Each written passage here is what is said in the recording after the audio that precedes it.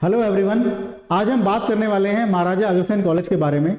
ये college IPU से affiliated है। जीजीएस आईपीयू का नाम आपने सुना ही होगा। दिल्ली की बहुत ही पॉपुलर यूनिवर्सिटी है। वैसे तो दिल्ली में यूनिवर्सिटी ऑफ दिल्ली है, उसी को सब जानते हैं, लेकिन इसके अलावा एक और यूनिवर्सिटी है जीजीएस आईपीयू, गुरु गोविंद सिंह इंद्रप्रस्थ यूनिवर्सिटी। ये दिल्ली की सेकंड नंबर की पॉपुलर यूनिवर्सिटी है, जिसमें बहुत सारे कोर्सेज कराए जाते हैं और इसके अंतर्गत बहुत सारे कॉलेज हैं। तो आज हम रिव्यू करने वाले हैं इसके one of the most popular college के बारे में, जिसका नाम है महाराजा अग्रसेन। तो इस कॉलेज में कौन कौन से कोर्सेज कराए जाते हैं, उनका फीस स्ट्रक्चर क्या है, इनमें प्लेसमेंट कैसे होने वाले हैं, उन सब के बारे में बात हम करने वाले हैं। तो सबसे पहले तो एक इसका व्यू देख सकते हैं, फोटो देख सकते हैं। ये एक बेसिक बिल्डिंग की एक फोटो है महाराजा अग्रसेन कॉलेज की, पर इसमें एडमिशन हो जाए तो पूरा ही कैंपस देखने को मिलेगा। तो यहाँ पे हम बात करने वाले हैं, जब आपको आईपीयू के किसी भी कॉलेज में एडमिशन लेना होता है तो वहां पे आपको एक एंट्रेंस एग्जाम देना होता है। आईपीयू जो यूनिवर्सिटी है वो अपना एक सेपरेट एंट्रेंस एग्जाम कंडक्ट कराती है, जिसका नाम है आईपीयू सीईटी।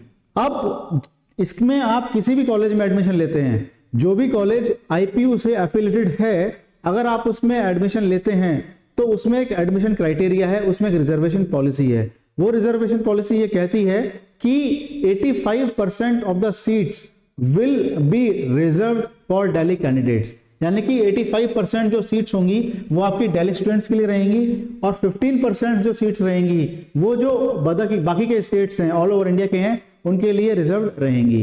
अब 85% में भी जो क्राइटेरिया रहेगा वो आपका जो कैटेगरी वाइज होता है, एसटी एससी जो भी क्राइटेरिया लगते हैं वो रहेगा, और 15% के लिए जो है वो लागू होगा जो बाकी का जो रिजर्वेशन क्राइटेरिया है। यानी कि ये स्टेट की यूनिवर्सिटी है, दिल्ली स्टेट की यूनिवर्सिटी है, तो इनका मानना है कि 85% ऑफ द स्टूडेंट हम जो लेंगे वो दिल्ली से ही होने चाहिए। अच्छा, ये ध्यान रखना, ये एनसीटी ऑफ दिल्ली से होना चाहिए, एनसीआर नहीं होना चाहिए। लोगों को लगता है कि दिल्ली और एनसीआर, नहीं, ओनली दिल्ली के ही होने चाहिए। NCT national capital of territory, national capital territory of Delhi, वहीं से बिलोंग करने चाहिए।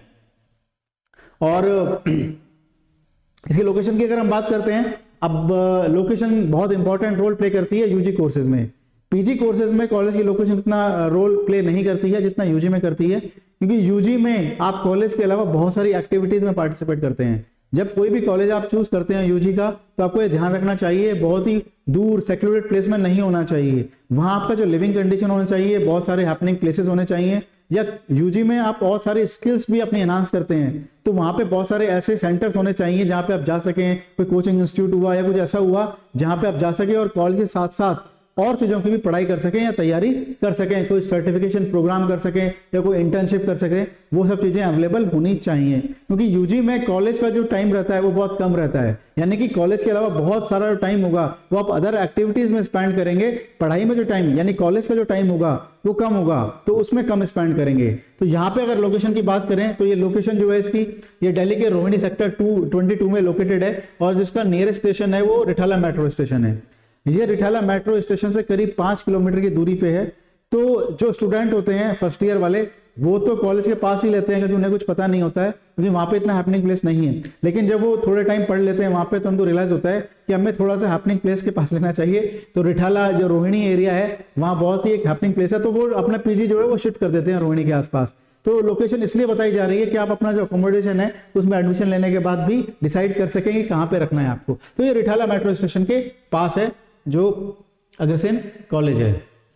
नेक्स्ट हम बात करने वाले हैं ऐसे कौन कौन से पॉपुलर कोर्सेज हैं जिनके लिए आप अप्लाई कर सकते हैं इस यूनिवर्सिटी में, जीजीएस आईपीयू में। और जिस आईपीयू के अंतर्गत भी जो 3-4 कॉलेज हम बताएंगे फ्यूचर में, जिसमें एक महाराजा अग्रसेन भी है, तो इन कोर्सेज में आपको डेफिनेटली अप्लाई करना चाहिए। नो डाउट दिल्ली यूनिवर्सिटी में अप्लाई करेंगे या करेंगे। अगर दिल्ली यूनिवर्सिटी के टॉप कॉलेज हमको नहीं मिलते हैं तो उसके बाद हमको एवरेज कॉलेज या below average college Delhi university के छोड़ के हमें यहाँ के टॉप कॉलेज के लिए ट्राई करना चाहिए। तो यहाँ पे फेमस कोर्सेज की अगर हम बात करें तो यहाँ पे बीबीए एंड अलाइड कोर्सेज होते हैं, यानी बीबीए इन कंप्यूटर वगैरह, तो 3 तरह के अलाइड कोर्सेज होते हैं बीबीए के, वो करना चाहिए। बीकॉम ऑनर्स होता है, ये बीकॉम यहाँ पे गलत टाइप हुआ है, बीकॉम ऑनर्स होता है, बीकॉम नहीं होता है आईपीयू में। बीए इकोनॉमिक्स ऑनर्स, ये बहुत ही पॉपुलर कोर्स है यहाँ का। देन आपका जर्नलिज्म एंड मास कम्युनिकेशन, यहाँ पे हम खाली अंडर ग्रेजुएट कोर्सेज की बात कर रहे हैं, तो यहाँ पे हम बात कर रहे हैं जर्नलिज्म एंड मास कम्युनिकेशन। इसके अलावा बीए एलएलबी प्रोग्राम होता है जो कि क्लैट से एडमिशन लेते हैं, और ये बीबी एलएलबी होता है। ठीक है, तो ये फेमस कोर्सेज हैं जिनके लिए आप अप्लाई कर सकते हैं। इसके अलावा एक हमने मेंशन नहीं किया है, वो catering, hotel management and catering technology का है, वो ऑब्वियसली बहुत सारे इंस्टीट्यूट हैं, लेकिन अगर जो दिल्ली एनसीआर के लोग एडमिशन लेना चाहते हैं तो इसमें भी ट्राई कर सकते हैं। नाउ हम बात कर रहे हैं बीबीए की, जो बहुत ही पॉपुलर कोर्सेज है आईपीयू सीईटी का। नाउ अब बात करते हैं कि ये इतना पॉपुलर क्यों है। इसका मेन रीजन है कि जो दिल्ली और एनसीआर के स्टूडेंट्स होते हैं वो ऑब्वियसली दिल्ली में आना चाहते हैं अपनी अंडर ग्रेजुएट यानी कि जो कॉलेज है उसके लिए। अब जो आदमी बीबीए करना चाहता है, दिल्ली यूनिवर्सिटी कहती है कि अगर उसको एडमिशन लेना है दिल्ली यूनिवर्सिटी में तो उसके पास 12th में मैथ्स होना कंपलसरी है। अगर किसी स्टूडेंट के पास 12th में मैथ्स नहीं है तो दिल्ली यूनिवर्सिटी में जो उसका इक्विवेलेंट प्रोग्राम होता है बीएमएस करके, उसमें एडमिशन नहीं ले सकता है। इसका मतलब अगर कोई स्ट्रीम का स्टूडेंट है, सपोज कोई आर्ट्स का स्टूडेंट है, उसके पास मैथमेटिक्स नहीं है, तो कोई कॉमर्स स्टूडेंट है जिसके पास 12th में मैथ्स नहीं है, तो क्या वो बीबीए नहीं कर सकता? वो कर सकता है, लेकिन उसके लिए उसे आईपीयू में एडमिशन लेना होगा। यही एक मेन रीजन बनता है जो लोग बीबीए करना चाहते हैं या फिर आईपीयू में बीबीए बहुत ही पॉपुलर कोर्स है, उसका रीजन इतना सा है कि जिनके पास 12th नहीं है और वो बीबीए करना चाहते हैं तो उनके लिए एक बहुत ही अच्छा ऑप्शन खुल जाता है जो यूनिवर्सिटी ऑफ दिल्ली प्रोवाइड नहीं करती है। तो पहला क्राइटेरिया क्या हुआ, अगर आपके पास 12th में मैथ्स नहीं है और आपको बीबीए करना है तो आपके लिए दिल्ली एनसीआर में अगर करना है तो ये बेस्ट चॉइस होगी आपके लिए। बहुत ही अच्छे कॉलेज हैं, बहुत ही अच्छे प्लेसमेंट्स हैं, एटलीस्ट 5 टॉप कॉलेज की मैं गारंटी लेता हूँ, बहुत ही अच्छे कॉलेज हैं। अगर आपके पास मैथ्स नहीं है तो आप इसमें डेफिनेटली ट्राई कर सकते हैं।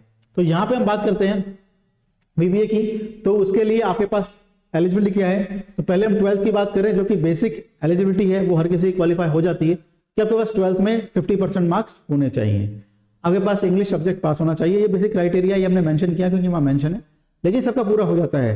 दूसरा जो मेन क्राइटेरिया यहाँ पे आता है, maths is not compulsory in 12th class. ये बहुत इंपॉर्टेंट है, 12th में मैथ्स आपके पास कंपलसरी नहीं है। यही एक मेन रीजन है जो इस यूनिवर्सिटी को बहुत पॉपुलर बनाता है बीबीए कोर्स के लिए।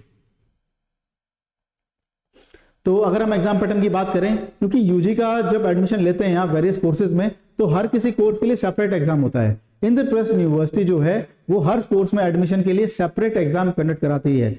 ऐसा नहीं है कि आपने एक ही कॉमन एग्जाम दिया और उसके बाद किसी भी कोर्स में एडमिशन ले सकते हैं, जैसा आप सीयूटी में करते हैं। सीयूटी का कॉमन एंट्रेंस एग्जाम देते हैं, उसके बाद अपनी चॉइस के बेसिस पे आप डिफरेंट कोर्सेज और डिफरेंट कॉलेज को चूज कर सकते हैं। लेकिन अगर हम आईपीयू की बात करें, आप बीकॉम ऑनर्स करते हैं तो आपको उसका सेपरेट फॉर्म फिल करना होगा और सेपरेट एग्जाम देना होगा। सिमिलरली अगर आप बीपीए के लिए ऑप्ट करते हैं तो आपको सेपरेट फॉर्म भरना होगा और सेपरेट उसका एग्जाम देना होगा। तो अगर हम बीबीए के एग्जाम पैटर्न की बात करें तो यहाँ पे ये एग्जाम पैटर्न मेंशन है। वैसे बीबीए के एग्जाम्स में, आईपीयू के एग्जाम्स में एक कॉमन चीज फॉलो होती है कि उसका जो नंबर ऑफ क्वेश्चंस होते हैं वो टोटल 100 होते हैं, टोटल टाइम इतना ही रहता है, +4 और -1 की मार्किंग होती है। ठीक है ना, ये चीज हर एग्जाम में कॉमन मिलेगी कि आपके पास 100 क्वेश्चंस आए हैं एग्जाम में, मैक्सिमम नंबर ऑफ जो क्वेश्चंस होंगे वो आपके पास 100 होंगे जो आपको अटेम्प्ट करने होंगे। आपके पास एक जो क्वेश्चन होगा वो 4 मार्क्स का होगा, गलत करेंगे तो -1 हो जाएगा। इस तरह से आपके पास जो मैक्सिमम मार्क्स बनेंगे वो 400 बनेंगे और टोटल टाइम जो आपको अलॉट होगा वो 2.5 घंटे का होगा। ठीक है ना, अब तक 2023 के पैटर्न की हमने बात की है, तो अगर 24 में होता है कुछ चेंजेस तो नोटिफिकेशन में आपको बता ही दिया जाएगा। तो यहाँ पे पैटर्न जो है वो आईपीयू यूनिवर्सिटी, जो इंद्रप्रस्थ यूनिवर्सिटी है, उसका बीबीए जो एग्जाम है उसके यहाँ पे मेंशन है। ये 4 सेक्शन में डिवाइड होता है। पहला आपका इंग्लिश का सेक्शन रहता है जिसमें 25 क्वेश्चन आते हैं और मैक्सिमम मार्क्स जो हो जाएंगे वो आपका 100 रहेगा। तो इंग्लिश में आप ग्रामर आती है, वोकैब आती है, ये सब पोर्शन जो है कवर होता है। जनरल अवेयरनेस की बात करें तो थोड़ी सी इसमें जीके भी आती है, करंट अफेयर्स आते हैं, थोड़ी स्टैटिक जीके आती है। कुल मिला के 25 क्वेश्चन आते हैं और 100 मार्क्स के लिए। लॉजिकल एंड एनालिटिकल एबिलिटी यानी कि जो आपका लॉजिकल रीजनिंग वाला पोर्शन है वो भी इक्विवेलेंट 25% के वेटेज के बराबर ही है 100 मार्क्स के लिए। यहाँ पे ये जो पोर्शन है वो किसी भी एग्जाम में नहीं आता है, सिर्फ आईपीयू के बीबीए में ही आता है और किसी एग्जाम में नहीं आता है। Aptitude related to the field of management and communication, यानी कि बेसिक आपका बिजनेस एप्टीट्यूड कैसा है वो यहाँ पे चेक किया जाता है। 25 questions are there and 100 marks you will be getting if you attempt all the questions correctly. ठीक है ना। अच्छा, ये ध्यान में बता दूं आपको कि जो भी आप एंट्रेंस एग्जाम देते हैं इंडिया में मैनेजमेंट फील्ड के लिए और किसी कोर्स के लिए, जो आपके डोमेन सब्जेक्ट्स होते हैं जो आप 12th में पढ़ते हैं वो सिर्फ और सिर्फ सीयूटी में ही पूछे जाते हैं। सीयूटी के अलावा कोई भी एग्जाम ऐसा नहीं है जहां पे आपके जो है डोमेन सब्जेक्ट्स पूछे जाते हैं जो आप 12th में पढ़ते हैं। इसके अलावा जो एडमिशन होता है आपका, किसी भी कोर्स में आप एडमिशन लेते हैं उसमें सिर्फ और सिर्फ आपका एप्टीट्यूड ही जज किया जाता है। एप्टीट्यूड मतलब आपकी इंग्लिश कैसी है, आपकी लॉजिकल रीजनिंग कैसी है, क्वांटिटेटिव एप्टीट्यूड कैसा है, यही जब आपका जो है वो जज किया जाता है। तो ये एग्जाम पैटर्न है, ये आपका बीबीए का एग्जाम पैटर्न है जो आपको क्लियर करना होगा। अच्छा, जो आईपीयू के जो कॉलेजेस हैं या फिर दिल्ली में कुछ कॉलेज हैं, यूनिवर्सिटी में, दिल्ली यूनिवर्सिटी में कुछ कॉलेजेस हैं, उसमें जो कॉलेज है वो 2 शिफ्ट में रन होता है, एक फर्स्ट शिफ्ट में और एक सेकंड शिफ्ट में। इसको मॉर्निंग शिफ्ट और आफ्टरनून शिफ्ट बोलते हैं basically. Morning shift, afternoon shift, first shift, second shift. Generally value की बात करें यानी प्रियोरिटी की बात करें तो इनकी कट ऑफ ज्यादा जाती है। जो फर्स्ट शिफ्ट होती है आपकी यानी कि जो मॉर्निंग शिफ्ट होती है उसकी कट ऑफ जो है वो हायर रहती है, और जो सेकंड शिफ्ट रहती है यानी कि जो इवनिंग शिफ्ट रहती है, आफ्टरनून शिफ्ट रहती है, उसकी कट ऑफ जो है वो जनरली कम रहती है। तो यहाँ पे आप कह सकते हैं फर्स्ट शिफ्ट में यहाँ पे 180 सीट्स हैं बीबीए प्रोग्राम के लिए महाराजा अग्रसेन कॉलेज में, और सेकंड शिफ्ट के लिए जो है 180 सीट्स हैं यानी कि सेम सीट्स हैं इवनिंग शिफ्ट में, आफ्टरनून शिफ्ट में महाराजा अग्रसेन कॉलेज में बीबीए के लिए। तो ये था बीबीए के बारे में जो बेसिक हमने डिस्कशन किया है। Now we are coming to B Com honours के लिए बात कर रहे हैं। तो यहाँ पे एलिजिबिलिटी की बात करते हैं। जैसे कि अगर आपको दिल्ली यूनिवर्सिटी से बीकॉम ऑनर्स करना है तो या तो आपके पास अकाउंटेंसी का एग्जाम देना होगा या मैथ्स का देना होगा सीयूईटी में, लेकिन यहाँ पे ऐसा कोई कंपल्शन नहीं है। आपने एंट्रेंस एग्जाम होगा ना, तो उसमें अकाउंटेंसी आएगी ना, आपके पास जो है 12th की मैथ्स, उन दोनों में से कुछ भी नहीं आता है। बेसिक एप्टीट्यूड का पेपर होता है। यहाँ पे ये इंपॉर्टेंट है कि यहाँ पे maths is not compulsory in 12th class. तो बहुत सारे लोगों को डाउट रहता है कि हमारे पास तो मैथ्स नहीं है तो क्या हम दिल्ली यूनिवर्सिटी से बीकॉम ऑनर्स कर सकते हैं। लास्ट ईयर से करने लगे हैं, मतलब 22 से करने लगे हैं जब से सीयूईटी आया है। सीयूईटी के पहले तक जब आपका कट ऑफ यानी मेरिट के बेसिस पर एडमिशन होता था, परसेंटेज के बेसिस पर जब एडमिशन होता था, तब आपको 12th में मैथ्स कंपलसरी था अगर आपको दिल्ली यूनिवर्सिटी में एडमिशन लेना होता था। लेकिन अब आपके पास ऐसा कंपल्शन नहीं है, लेकिन आपको या तो अकाउंटेंसी या मैथ्स इन दोनों में से कोई एग्जाम देना होगा सीयूईटी के डोमेन सब्जेक्ट में, तब आपका वहां पे एडमिशन होगा। अगर हम आईपीयू की बात करें तो यहाँ से कोई डोमेन सब्जेक्ट का एग्जाम होता ही नहीं है, कंप्लीटली एप्टीट्यूड बेस्ड जो है वो एग्जाम होता है। नाउ बात करते हैं एग्जाम पैटर्न की। जैसा मैंने आपको बताया कि टोटल नंबर ऑफ क्वेश्चन हमेशा 100 ही होते हैं और मैक्सिमम मार्क्स जो होते हैं वो 400 ही होंगे। तो आप इनको ऐड करेंगे तो 100 आएगा और टोटल मार्क्स की बात करेंगे तो 400 आ जाएगा। टोटल टाइम यहाँ मेंशन है 2.5 घंटे का जो होता है 150 मिनट्स का, +4 -1 ये आपके पास मार्किंग स्कीम रहती है। और नंबर ऑफ क्वेश्चंस की बात करें तो इंग्लिश का 25% वेटेज है यानी 100 मार्क्स के लिए। सेकंड सेक्शन जीके करें तो 15 मार्क्स, यानी जीके का वेटेज में काफी कम है, ओनली 15 क्वेश्चंस आर आस्क्ड। तो यहाँ पे 60 जो है मार्क्स मैक्सिमम बनते हैं आपके। Third is logical reasoning 25% weightage 100 marks के लिए। यहाँ पे एक सेक्शन जो यहाँ पे इंपॉर्टेंट होगा और मेजर जो इसका रोल प्ले करेगा वो है 35 क्वेश्चंस का डेटा इंटरप्रिटेशन। डेटा इंटरप्रिटेशन आपने थोड़ा बहुत सॉल्व कभी किया होगा, जहाँ पे आपके pie chart, bar chart, graphs ये सब आपसे पूछे जाते हैं। जो आईपीयू बीकॉम का एंट्रेंस एग्जाम होता है और उसमें डेटा इंटरप्रिटेशन वाला सेक्शन आता है, ये सेक्शन डीआई के सेट्स इजी नहीं आते हैं, they are moderate to difficult. ठीक है ना, यहाँ पे हमारे चैनल पे आपको डीआई की प्रैक्टिस भी कराई जाएगी ताकि आपको इसमें भी हेल्प मिल सके। ये मैं बता देता हूँ आपको, जो डीआई सेक्शन आता है बीकॉम ऑनर्स के एंट्रेंस एग्जाम में ये इजी नहीं होता है, it is moderate to difficult. Data interpretation की प्रैक्टिस आपकी हो भी नहीं पाती है क्योंकि और किसी एग्जाम में सेपरेटली डेटा इंटरप्रिटेशन पूछा भी नहीं जाता है। तो यहाँ पे आपको प्रैक्टिस करने का मौका मिलेगा। एग्जाम पैटर्न आपने देख ही लिया है, 100 क्वेश्चन पूछे जाते हैं 400 मार्क्स के लिए, 2.5 घंटे का पेपर होता है, +4 -1 जो है वो मार्किंग स्कीम रहती है। अब हम बात करते हैं इसमें कितनी स्ट्रेंथ यानी मैक्सिमम सीट्स कितनी हैं। तो मॉर्निंग शिफ्ट की बात करें तो यहाँ पे 120 सीट्स हैं यानी कि फर्स्ट शिफ्ट में, और सेकंड शिफ्ट की बात करें तो यहाँ पे 60 सीट्स हैं। टोटल 180 सीट्स होती हैं महाराजा अग्रसेन कॉलेज में बीकॉम ऑनर्स प्रोग्राम की। नेक्स्ट हम बात करने वाले हैं बीए इकोनॉमिक्स ऑनर्स प्रोग्राम की। तो इकोनॉमिक्स ऑनर्स में क्राइटेरिया थोड़ा सा एलिजिबिलिटी का है वो डिफरेंट है।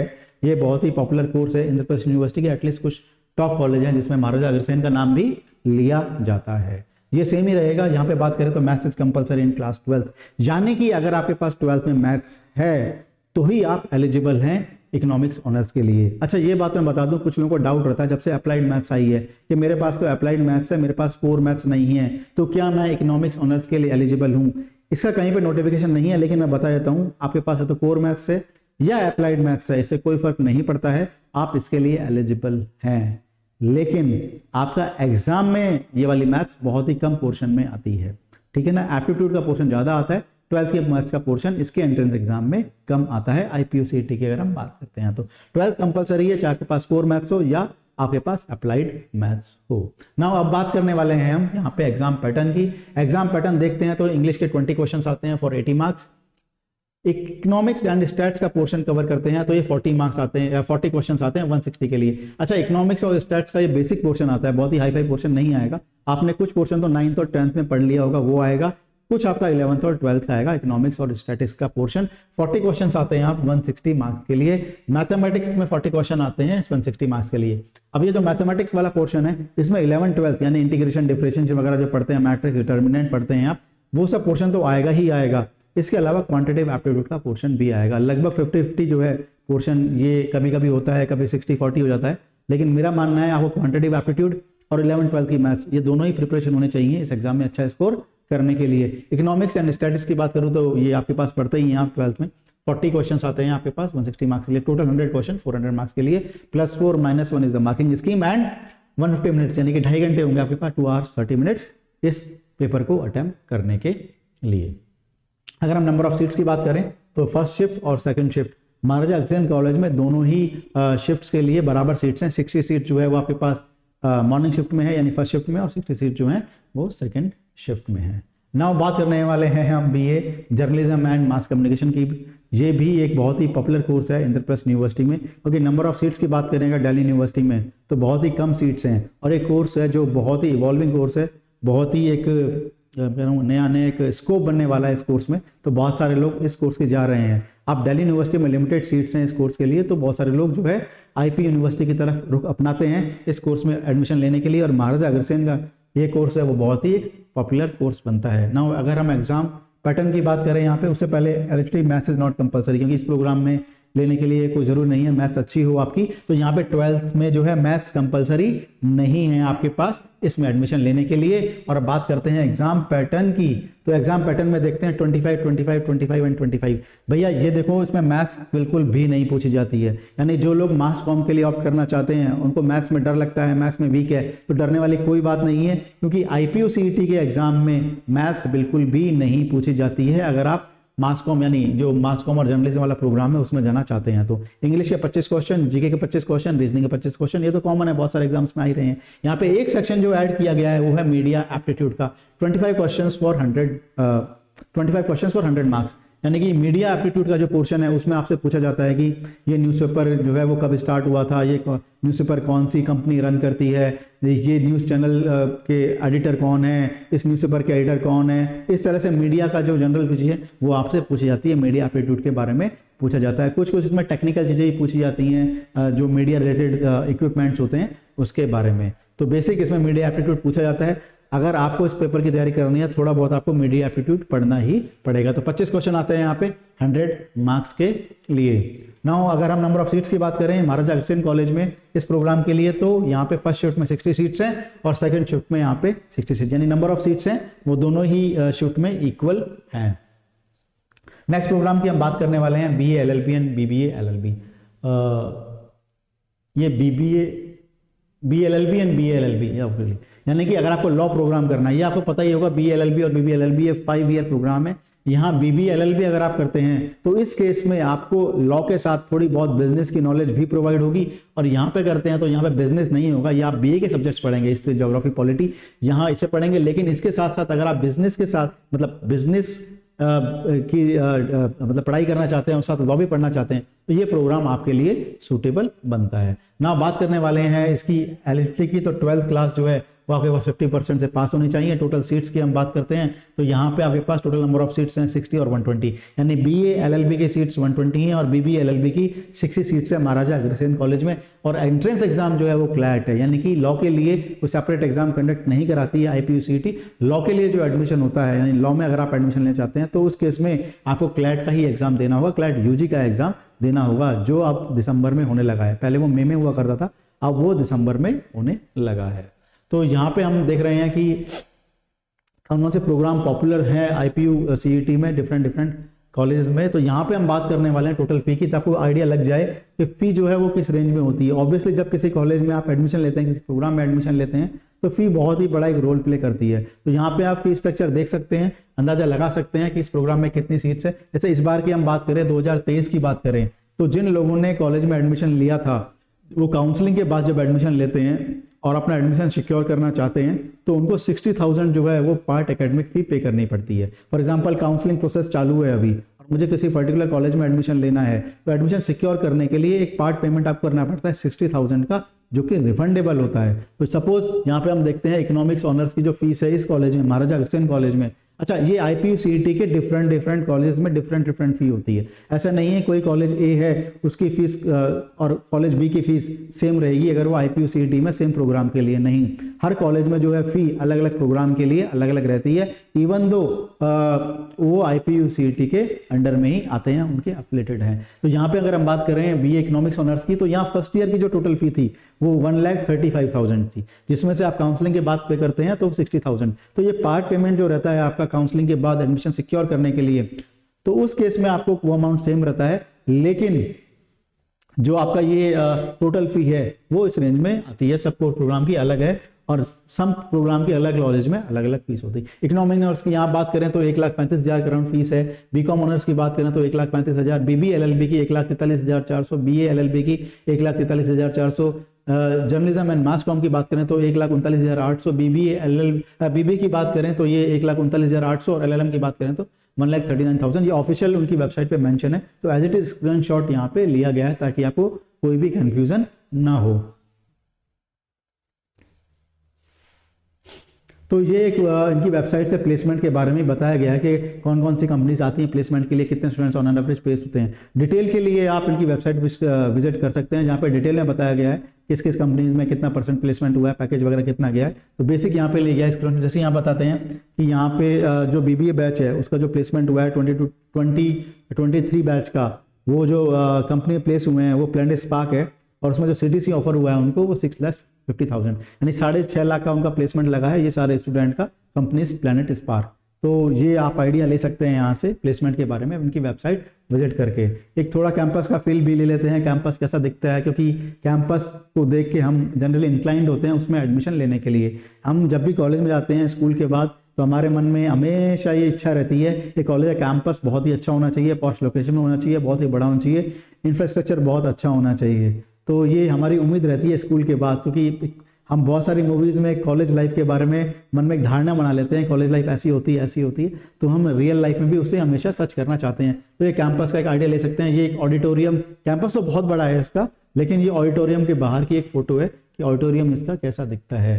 ठीक है, यहाँ पे इक्विपमेंट्स की बात करें तो जिम है यहाँ पे, और बहुत सारे स्पोर्ट्स की फैसिलिटीज़ भी हैं यहाँ पे, बहुत सारे कल्चरल एक्टिविटीज स्पोर्ट्स की देख सकते हैं यहाँ पे, इंडोर स्पोर्ट्स आउटडोर स्पोर्ट्स बहुत सारा मेंशन है। बहुत सारी कल्चरल एक्टिविटीज़ भी बहुत ही पॉपुलर हैं, बहुत सारे सेमिनार्स होते हैं, बहुत ही अच्छे फेस्ट होते हैं इस कॉलेज में, बहुत ही पॉपुलर कॉलेज है इन सब चीज़ों के लिए। ये मतलब पढ़ाई के साथ साथ एक्स्ट्रा करिकुलर होना बहुत ज़रूरी है। जैसे big big big auditorium from inside you can see here, तो बहुत ही एक बड़ा ऑडिटोरियम भी है यहाँ पे। तो ये सब आपको वेबसाइट पे ऑब्वियसली कॉलेज के मिल ही जाएगा। बहुत सारे अच्छे इवेंट्स होते हैं, बहुत सारे कल्चरल इवेंट्स और एजुकेशनल टूर वगैरह काफ़ी कुछ होता है। तो यहाँ पे आपको एक आइडिया मिल गया होगा कॉलेज के बारे में, कॉलेज का फील आपको मिल गया होगा। नो डाउट IPU के अंदर आने वाला एक बहुत ही अच्छे कॉलेज है महाराजा अग्रसेन, जिसमें हमने जिस प्रोग्राम की बात की है, और स्कूल लाइफ के बाद अगर आप अंडर ग्रेजुएट प्रोग्राम में इनमें से किसी भी एडमिशन लेना चाहते हैं तो आप इन कॉलेज को टारगेट कर सकते हैं। एंट्रेंस एग्जाम IPU CET है इसका। IPU CET के अलावा ये लोग कहते हैं कि हम CUET से भी एडमिशन लेते हैं, यानी कि पहली जो प्रायोरिटी है वो हम IPU CET को रखेंगे। अगर हमारी कुछ सीट्स खाली रह जाती हैं तो हम उनका जो है एडमिशन वो CUET के बेसिस पे लेंगे। तो बेसिक हमने बता दिया है, और कोई भी डाउट है आपको रिगार्डिंग द एडमिशन, आप चैनल पे कमेंट के सेक्शन में कुछ भी अपनी क्वेरी डाल सकते हैं, बहुत ही जल्दी जो है टाइमली उसका रिप्लाई किया जाएगा। चैनल में बने रहें अपडेट्स के लिए, और बहुत ही जल्दी हम कॉलेज, बहुत सारे कॉलेज का रिव्यू करेंगे। इसके अलावा दिल्ली में अगर हम बात करें तो दिल्ली यूनिवर्सिटी है और IPU के बारे में बताया है। इसके अलावा DSEU और अम्बेडकर यूनिवर्सिटी, 2 यूनिवर्सिटीज़ और हैं, जो 4 यूनिवर्सिटीज़ जो है वो दिल्ली यूनिवर्सिटी में बहुत ही पॉपुलर हैं। इसके अलावा बहुत सारे प्राइवेट कॉलेजेस भी हैं, बहुत सारे कोर्सेज भी हैं। अच्छा, देखिए इवॉल्विंग कोर्सेज की बात करें, BBA और BCom के बीच में बहुत सारे लोगों को कन्फ्यूजन हो सकता है। तो BBA is any time better than BCom if you want to go for business. अगर आपको प्योर जॉब चाहिए, अकाउंटिंग सेक्टर में जॉब चाहिए, तो उसके लिए आप BCom कर सकते हैं, BCom या BCom ऑनर्स। लेकिन अगर आपके मन में कुछ भी स्टार्टअप की इच्छा है, या अपना फैमिली बिजनेस ज्वाइन करना है, या आपको लगता है कि मुझे कुछ टाइम जॉब करनी है लेकिन अल्टीमेटली मुझे अपना ही बिजनेस स्टार्ट करना है, तो उसमें कहने वाली कोई ज़रूरत नहीं है। BBA जो है ज़्यादा फ्रूटफुल होगा। इसमें एक पर्टिकुलर डोमेन में काम नहीं होता है, बहुत सारे सेक्टर्स में काम होता है। फाइनेंस भी पढ़ते हैं, मार्केटिंग, HR, ऑपरेशन, लॉजिस्टिक्स, सब कुछ पढ़ते हैं। अगर हम BCom की बात करें तो यहाँ पे ये सब चीज़ें नहीं पढ़, ऑपरेशंस है, लॉजिस्टिक्स है या मार्केटिंग है, ये जनरली उस लेवल पे हमको BCom में पढ़ने को नहीं मिलता है। तो सिंपल सा क्राइटेरिया है। बहुत सारे स्टूडेंट्स के मन में डाउट होता है कि हम BCom करें BBA करें, वो दोनों के लिए ओपन रहते हैं, दोनों का एग्जाम देते हैं। जिसमें अच्छा कॉलेज होता है वो कर लेते हैं। ऐसा नहीं है, आपको सोचना होगा कि फ्यूचर में क्या करना है, उसके बेसिस पे ही आपको डिसाइड करना होगा कि मुझे कौन सा कोर्स परस्यू करना है। Good luck, best of luck. Channel बने रहें, कोई डाउट है बताते रहें। Thank you.